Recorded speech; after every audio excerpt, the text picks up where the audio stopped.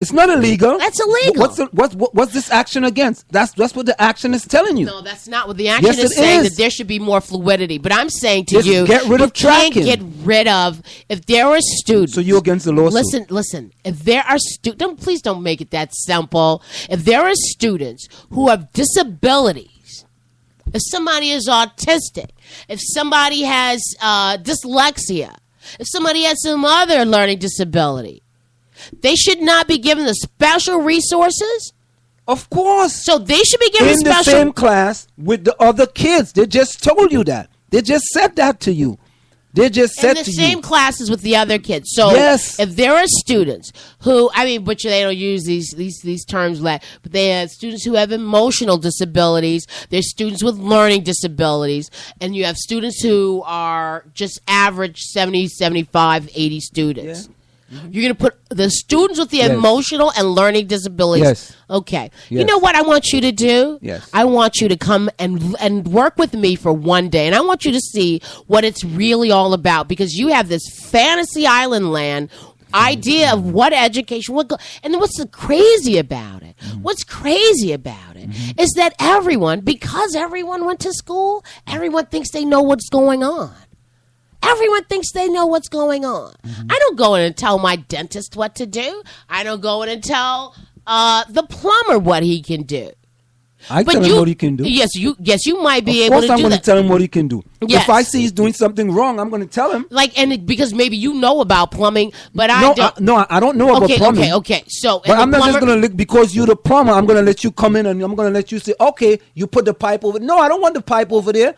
I don't want that there. I want you to put it over there. Okay. Yes, you have the right to do that, but you can't tell him how to fit the pipe, what kind of little things go in between the pipes, and what the elbow is, and any of the rest of the stuff, because that is not your expertise. But I could tell him where to put the elbow. And I'm telling you, okay, yes, because you have that ability to do that, but you don't know what it's like. No, I'm not because a plumber. You don't understand this. You don't understand it. And so everyone thinks that they can tell how to run a school, but I don't see you, dear, out there in a classroom, in a high school, with people in a room where people are throwing chairs at each other, who are spitting at each other, children who are doing all kinds of things to each other. And then there's somebody over there, a little girl who can barely speak English with a hijab on, trying to read. I mean, really? You're going to have all of that going on? Yep. Okay. Well, you go ahead and try that. Go ahead and try that. Listen. I came from that system. I was in that system for 18 years. Not 18 years. And you know what? And we're not talking about what happened in my life in 1973. We're talking about today. Okay, and I'm telling you, it's not like that. It's not. You have people. So here, because we implemented this system. So we have people who are ELL students, all right, or who don't speak English. So we're going to lump them into a class with people who have perfect English, right? And the teacher who doesn't speak Spanish. We're going to put them all together with the kid who's throwing a desk. So you just exaggerate to know. No, I'm not exaggerating. I'm telling you that there are different groups. You just want to exaggerate. I'm not. Okay, I'm exaggerating because you don't know the landscape, and you're getting me excited, and it's 9:17, and it's time for a commercial break because I need some water. Yeah. You don't know the landscape. You don't know what's going on. All you know is what you see by sitting outside in your car watching kids go in and out of buildings. You are not there. You don't live with it every day. And I'm telling you, it's not like that. Now, some of the stuff in this lawsuit, maybe all of it is very legitimate when it comes to this community. But I'm telling you, again, let's go back to your analogy of sports. You don't know how to row. You don't know how to swim, but you know how to run. So maybe that great runner and that great mathematician and a mediocre mathematician, not a mediocre literature person, but a mediocre mathematician and a great mathematician could have a great discussion and get something out of it. But it is not the duty of the high-level student. It's not their duty to educate the lower-level student. I never said that. No, but that's what ends up happening. I never said that. I mean, when I worked this summer, they said, listen, if you have students who are, I'm supposed to be working with gifted students. If you have students that are really at a high level and, you don't have enough hard work for them, don't give them the other kids to tutor because that's not their job. So you want to bring up everybody But what ends up happening, and this is one thing I had a problem with that debate, when he says, well, what to do? You have 98% of the kids passing and 2% of them don't. We should focus on that 2%. But I'm going to tell you, I didn't either, because I'm going to tell you that top kid at the top 97%, if my kid is gifted and talented, I want you to pay as much attention to my kid, if not more attention, because it's my kid, than you do to that kid who can't read. But you see, the part that you're missing, and you have missed this. And I'm not going to assume, maybe you missed the ship. You know what? I mean, listen, I'm not missing any ships or any boat. I'm just giving you my perspective. I don't need anybody telling me what I'm missing or not. I'm going to take what you say. You say I'm on a soapbox, and I'm like, I'm not it's okay. You are on a soapbox because you're talking.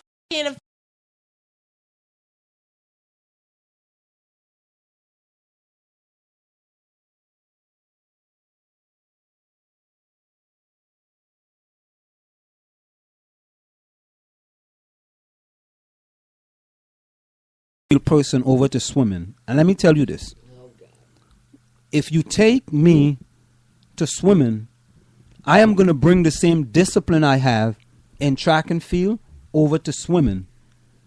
That's you. And in sports, most people do it. That's why we have so many black swimmers, right? Go ahead. No, they don't want to swim. Yes, and they don't want to do calculus. They don't want to. Yeah. They don't want to do calculus. They don't want to swim, and some people don't want to do calculus. Some people don't want Fine. Some people, but not a whole legion of people in the school. Whereas that you have a lot. You have 70% of the kids don't want to do. 70% of the kids want to be in a lower level. 70% of the kids of color in the system wants to be in the lower level. We need the information on that. What information do you need? And you know what? The again. What information do you need? I need to know is this outside of these cases, so we can look at the data and see that. But outside of these cases, is there a disproportionate number of kids who say, I tried to get into level 4 or 5 or whatever, and they refused? And if there's a prerequisite set, and there was something else I was thinking about this. Hold on, because we only got a couple more minutes left, but there was something else I was thinking about this. I understand that the teacher recommendation issue.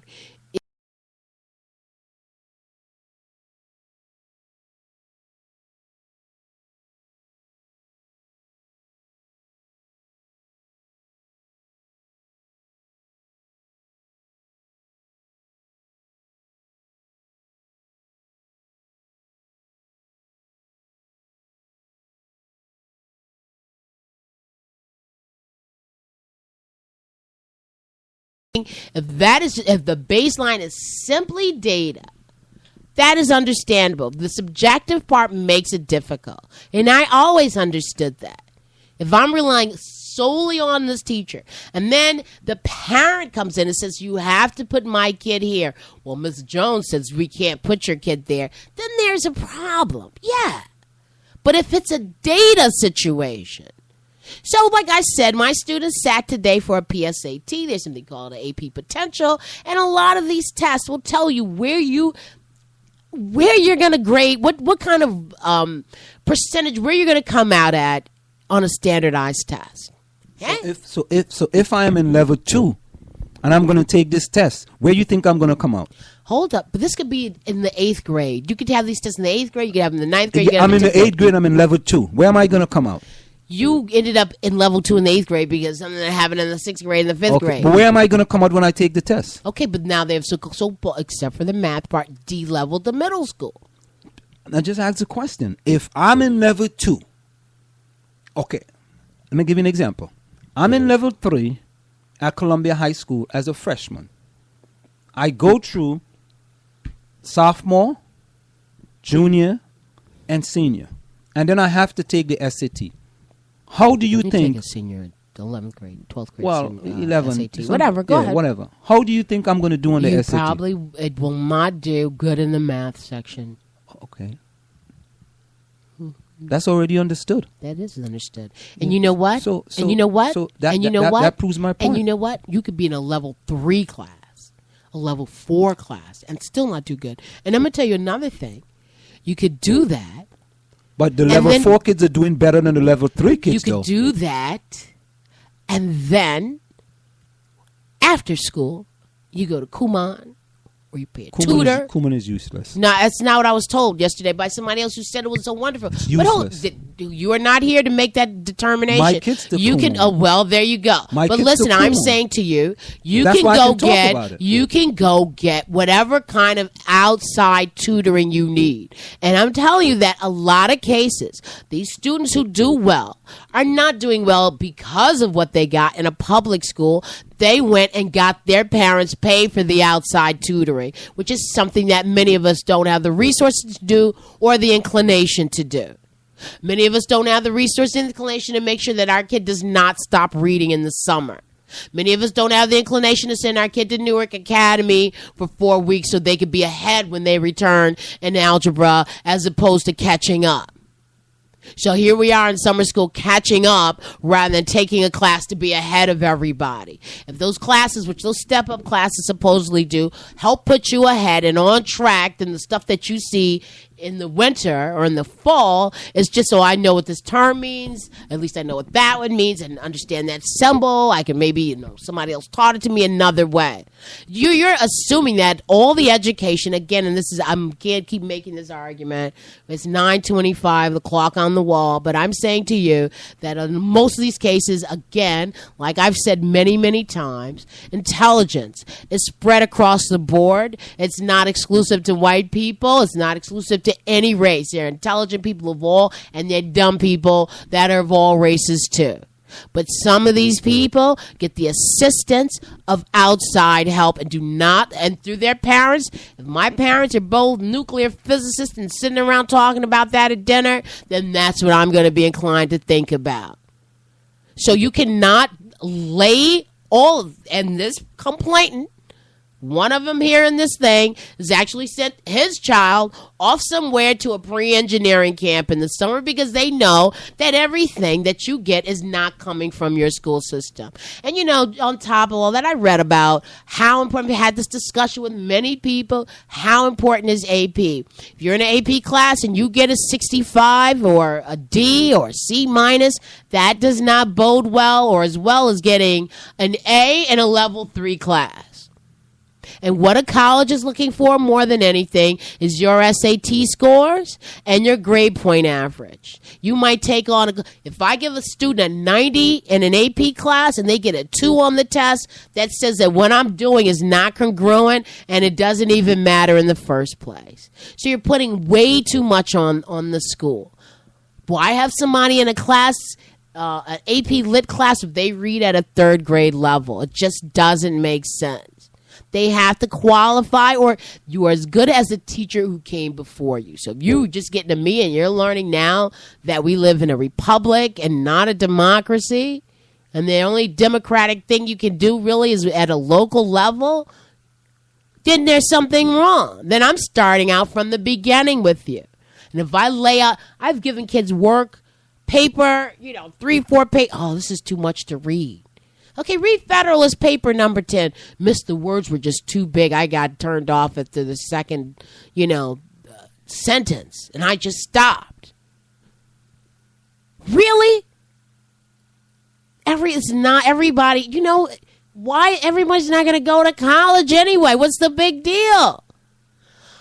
The clock on the wall is 9:28. No one says, And I do have to go home and do homework, so I don't want you dragging us out till 9:45. If people listen to you, I'm just giving you the other side of the people story. that are listening to you will say that, man, she's against this complaint that was filed against. Why is it got to be? Can I give you another perspective? I'm just saying. I'll tell you what anybody is saying. People would say that I'm against this or against or pro this or pro that. That's not the point. I'm just trying to shed some light to you. And here we are having a conversation, you and I don't know, maybe 15, 100, 5,000 people are listening. So they're listening in on a conversation, just as if you and I were sitting on a train and having this discussion, and someone would listen in, whether they believe someone is pro or against anything. It's not about that. It's not about